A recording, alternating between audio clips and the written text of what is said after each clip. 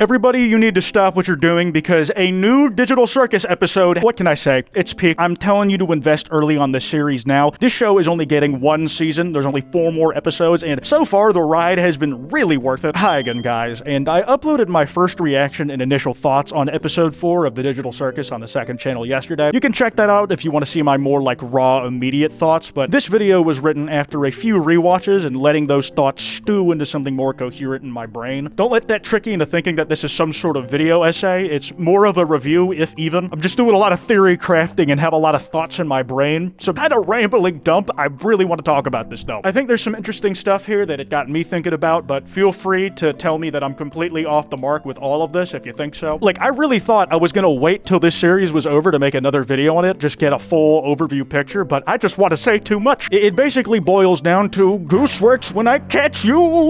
Also, last minute announcement, if you're in Orlando, I will be at the Holiday Matsuri Convention this weekend, December 20th to the 22nd. It's my last con of the year, and I will be doing a meet and greets at the Novel Horizons booth at 2 p.m. on Friday the 20th, that's the first day, as well as at 2 p.m. EST again on Saturday the 21st, that's the second day of the convention. I'll be signing stuff, you can get some of my final merch drop of the year there, and don't worry if you can't make it to the convention, all that merch will be available afterwards, more information coming soon. But if you want to see me at my last convention of 2024, I hope to see you there. There are full spoilers for this episode. I highly recommend watching it before watching this video, but basically its premise hit very close to home for me, and I knew it was going to be digging deep into some shit in my psyche because the adventure the gang goes on this time around is working a fast food restaurant. For context, I worked for 3 months at a fast food job in high school, and predictably, it sucked. They had me basically doing 30-hour work weeks while I was also still doing 35 hours of the usual school week. And it's not like any of it was ridiculously hard, it's just that many hours that often is gonna have its toll. I had no energy to do things I enjoyed in the little free time I had, and it really wears you down. So, some of the emotional beats hit home for me. This episode was advertised as having a very strong Gangle focus, focusing on the trend of each episode focusing in on a core member of the cast outside of Pomni, but it does break that pattern in a few cool ways. For one, it's much less about Gangle's relationship with Pomni specifically. There's some of that, but the wider emphasis is on her relationship with the entire cast. Of every episode so far, this may be the one with the most evenly distributed characterization across the entire ensemble. It feels like they're all operating as an ensemble instead of the A plot and B plot of 2 separate groups of characters just having their own adventures in the episodes prior. It makes sense that the cross-pollination between the crew is at its highest when they're not on some sprawling, wide, big-stakes adventure, rather a very confined, slow-paced job where they're all stuck in a tiny space together. I have a list of developments I noticed in each character and what I think they mean for that character compared to how we understood them before, with the exception of Kinger, because he's busy at the rodeo, apparently. The common theme between a lot of them, though, is that the stress, both internal and external, is getting to a lot of these fellers. Gangle's cracks show pretty literally early on when Jax just whacks a softball in her face at the start of the episode and breaks another one of Gangle's comedy masks. Also, it is softball, not baseball, because the technique of that pitch was underhand. Baseball throws are overhand. Useless knowledge I hope you enjoyed. After that, Zooble sees Gangle's mask broken again and says, hey man, you gotta check this shit out. They go to Zooble's room and Zooble's digging through her pile of parts and pulls out a smiling mask that's very similar to Gangle's usual face wear. But this one's less likely to break due to being plastic instead of the ceramic masks that Gangle usually wears. There is a potential layer here of the mask being plastic, so it is harder to break, it's sturdier,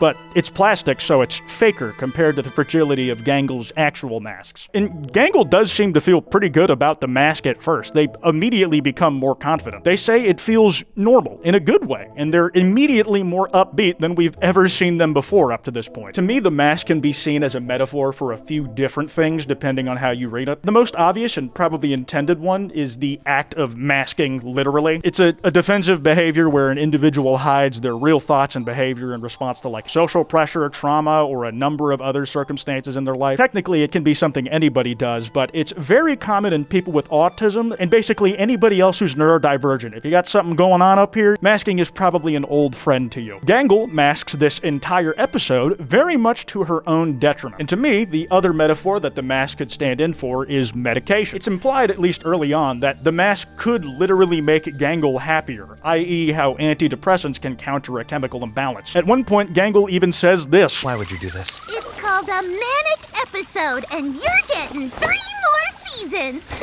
That's a bar, and Gangle is clearly going through something. Though between these two, I think the mask literally just being masking applies more broadly and cleanly than the medication reading. That one's just a little more personal to me. Anyways, Gangle is usually a docile character, a pushover. In contrast, Kane makes her the manager at Spudsy's, the restaurant that everybody's going to be working at during this adventure, giving Gangle authority over people she usually would defer to. And despite her generally compliant nature, they actually had experience with middle management back in the real world. So they know what it's like to actually do this fast food thing for real, so the old customer service habits start flaring up to encourage Gangle's worst impulses. Throughout the episode, she exerts pressure on the others in a way we really haven't seen her do before. She is acting like a manager might in a real restaurant, but the issue is, this isn't real, and Gangle is putting some unnecessary extra stress on the backs of others and herself, which of course leads to all the characters chafing against each other. We'll circle back to Gangle, but I want to talk about this from the lens of some of the other characters first. Jax is starting with his usual antics. He's a shit starter, inconsiderate of others, and dumps Ragatha in a vat of fryer grease right in front of Gangle, before straight up taunting her to do something about it. It's like, na boo boo, you won't. Yeah, you won't tell the teacher. And then Jax is mortified when,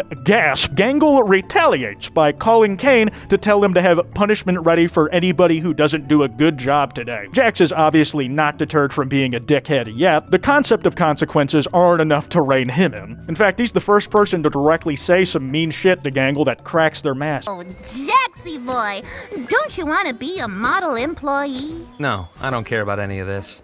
Well, that doesn't really sound like a can-do attitude to me. It's not.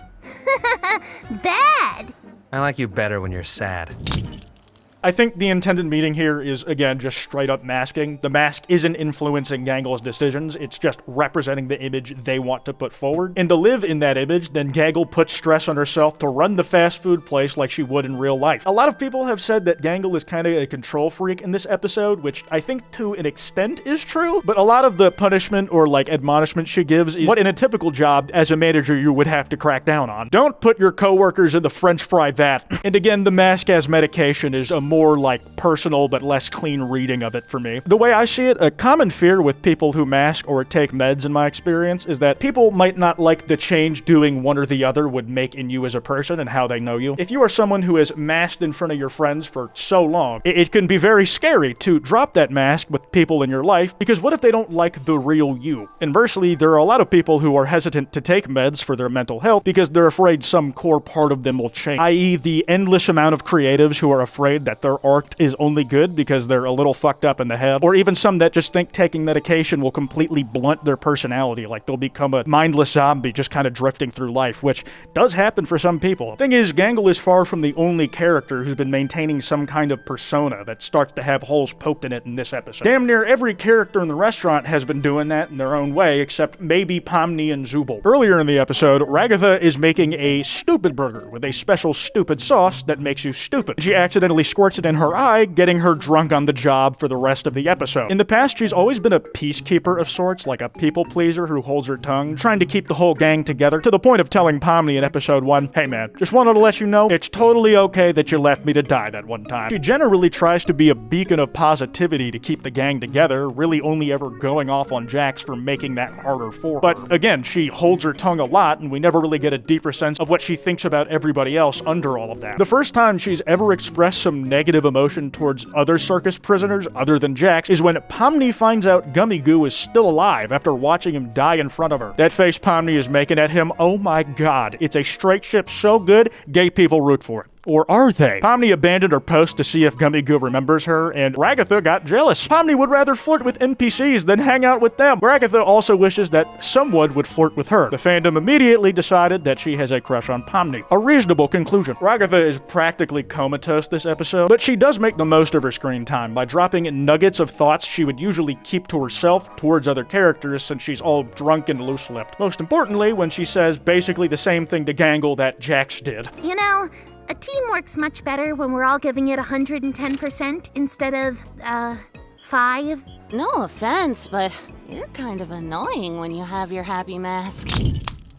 Jax saying shit like that is one thing, right? He's a dick and it's expected, so it doesn't hit quite as hard. And whether Gangle's punishment for him was justified, we don't care that much because we've been waiting for him to get his. But coming from Rags, someone who we've seen be kind to Gangle, that cuts, especially when she follows it up with, wait, is that mean to say? Implying she might have had thoughts like this before, she just held it to herself for afraid of hurting someone's feelings. That was really the final straw, and I'll get around to the fallout, but we gotta tie some loose ends up first. Jax's consistent performance issues get Gangle to banish him to the Aether, where he must undergo mandatory training, and he just comes out the other end of it visibly traumatized. He's still irritated and standoffish in his interactions, but late in this episode is the most genuinely vulnerable Jax has ever been. He's no longer this unflappable guy who couldn't care less about whatever's happening around him. He's still kind of a dick, but he doesn't have the energy to seem unbothered with that smile of his anymore. He gets genuinely frustrated with things instead of making jokes about it. Ragatha, in her drunken honesty, tells Jax that she straight up hates him. She just doesn't want Jax to hate her. And you'd think that would get something out of him. Jax doesn't even try to get off a joke. He just grits his teeth and dismisses anything she said as her being drunk. We don't know how he feels about being hated, but clearly these things do affect him more than he lets on. He's just been whittled down by the cruel hand of a single day working in food service. Right after that, he walks over to the counter Pomni's working and just slouches over visibly defeated and does the unthinkable. Tries to start a sincere conversation. How you doing? Everything's been... I'm doing fine. Wish I could say the same. Jax, there's dishes back here. You got time to lean, you got time to clean. God. I'm on it. Later, Pomni. Just a casual, innocent, how are you doing? Because honestly, I'm not doing so hot. Gangle calls him over to do more work, and he complies without a fight. This is not the Jax we know, and Pomni is clearly taken aback considering the gymnastics her expression is doing. All right, I'm clocking out. This wasn't fun at all. See you all later.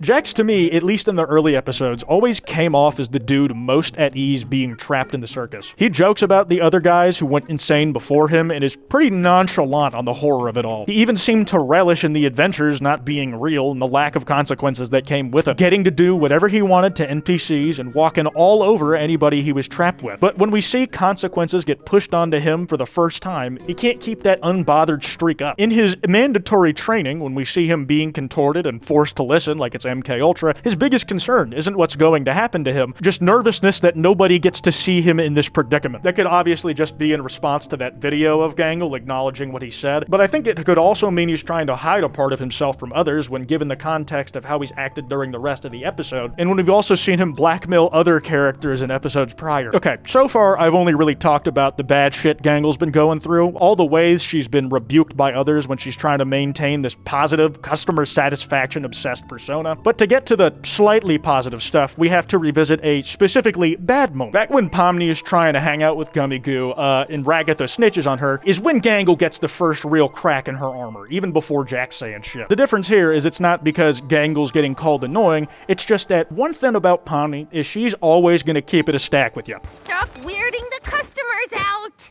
But it's gummy goo. Can't the job wait a bit? It's not like this is real. And next you're gonna say my authority isn't real. That's the difference. Pomni doesn't tell Gangle she was better when she was sad and miserable. She's just saying how it is. None of this is real, so surely we can ease up a little on the LARP of it all. Like, let me just talk to the crocodile real quick. The constant threat in the digital circus is the stress getting to you and becoming abstracted. These fronts that some of these characters put on is part of how they cope with that. But the problem with maintaining a mask is that they take energy and eat away at you. When Gangle is talking to Jax, she is very clearly spiraling, and you can see all the distortion effects characteristic of abstracting, and she's only snapped out of it by her alarm going off randomly. On a side note, it is a real thing that an unexpected distraction can cut a panic attack short. Like sometimes you literally just get snapped out of it. Pomni later finds Gangle screaming her frustrations into the open air, and Pomni seems resigned to the therapist talk that she seems to have to give everybody. And it starts in that direction where Gangle opens up a little, admitting that she loves Ragatha but doesn't feel like she can talk to her because she's never sure how authentic she is. And Pomni's about to pull on that thread, but then this episode bucks the trend of of the trademark digital circus heart-to-heart. Instead, Gangle just throws the mask back on and goes right back to what she was doing before. It's just clearly not working anymore. The second instance of abstraction is way more severe, and it is so well done. The genuine feeling of emptiness conveyed just spoke to some of my lowest moments working fast food, and to me, really worth watching in its entirety. In an hour? Okay, I can stick around until then.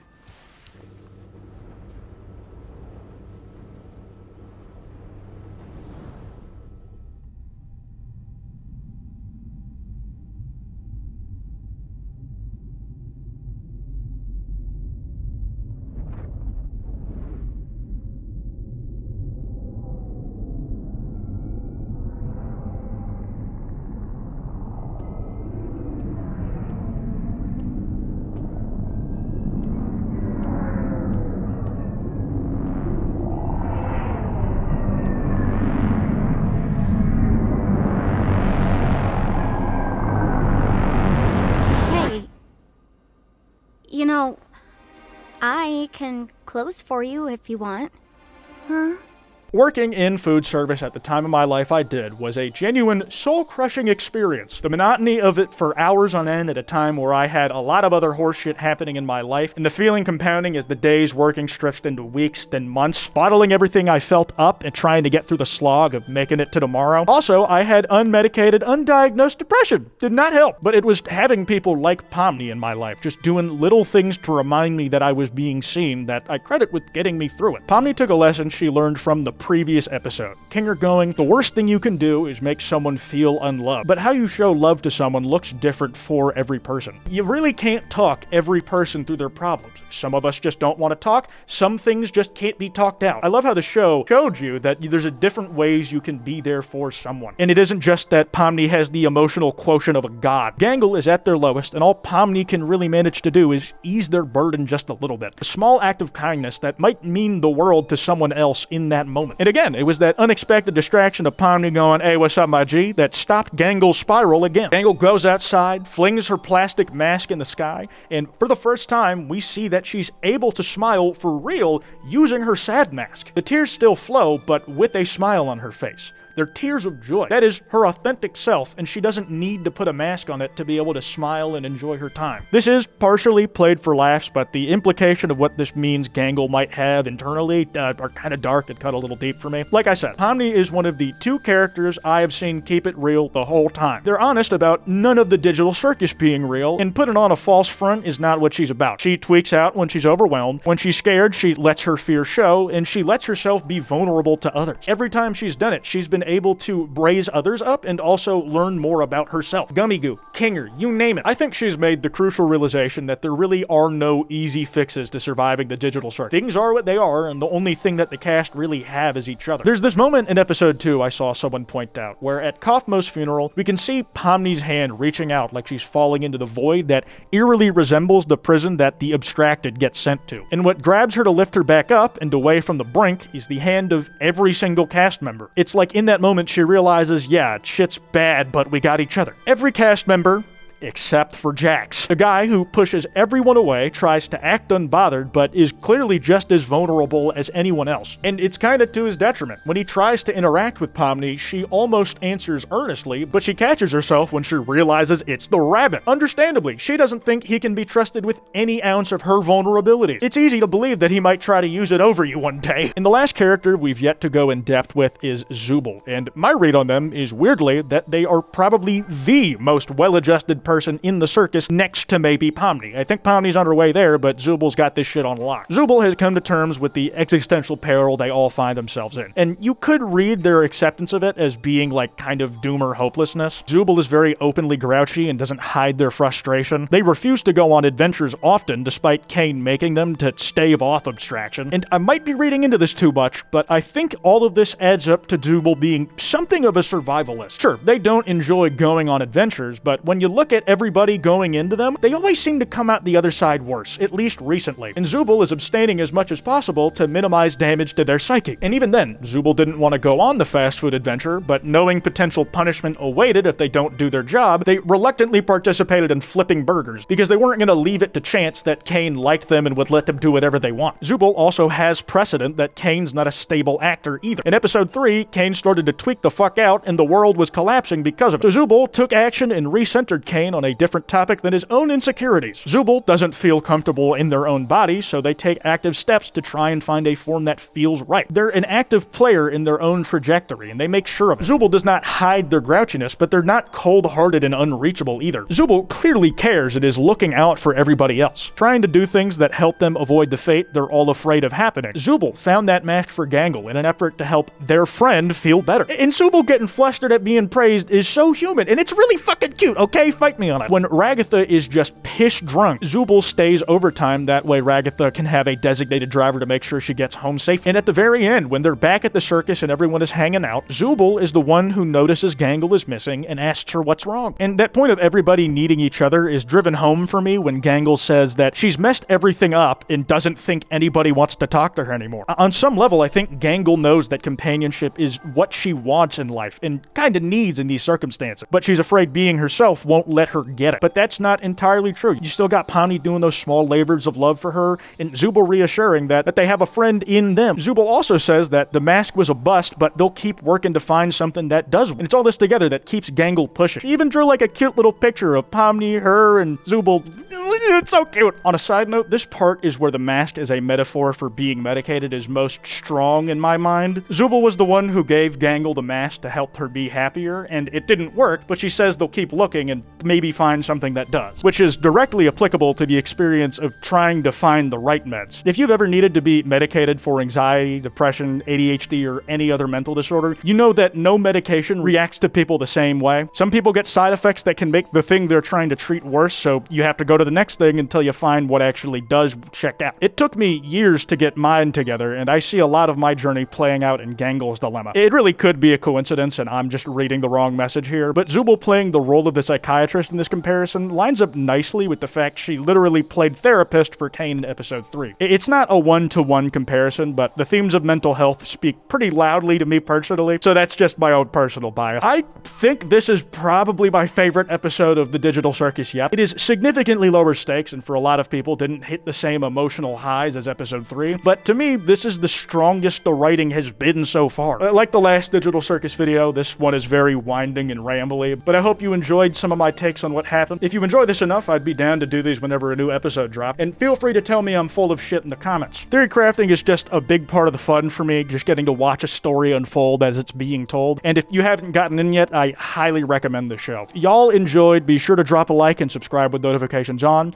Anyways, this has been Kwite, and I'll see y'all next time.